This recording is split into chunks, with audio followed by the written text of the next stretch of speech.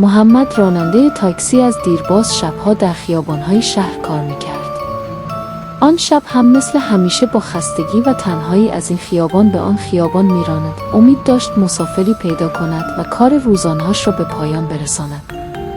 نزدیک نیمه شب بود که زنی جوان با لباسی بلند و سفید در کنار جاده کنار خیابان ایستاده بود. محمد برای او توقف کرد و زن بدون کلمه‌های سوار ماشین شد.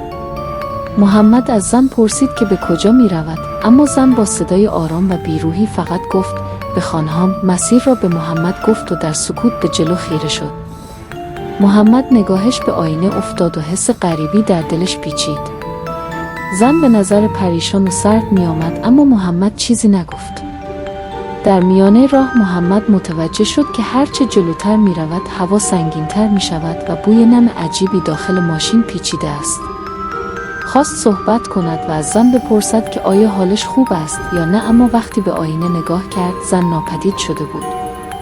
شوکه شده و مضطرب ماشین را متوقف کرد و به عقب برگشت، اما هیچ کس آنجا نبود. محمد فکر کرد شاید خیالاتی شده است، اما وقتی مسیرش را ادامه داد دوباره همان بوی مرطوب و سنگین به مشامش رسید. همین که خواست از ماشین پیاده شود به جلوی شیشه نگاه کرد و دید زن دوباره کنار جاده ایستاده و به او خیره شده است. این بار چهرهاش خالی از هر گونه حس زندگی بود، چشمانش سیاه و خالی.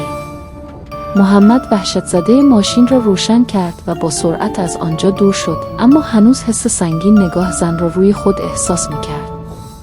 او تمام راه را تا صبح با ترس و اضطراب رانندگی کرد، اما از آن شب به بعد هر شب که در جاده می‌راند سایه‌های سفید و لرزان از آینه ماشینش به او خیره می‌شود، سایه زنی که انگار هرگز قصد ندارد از محمد جدا شود.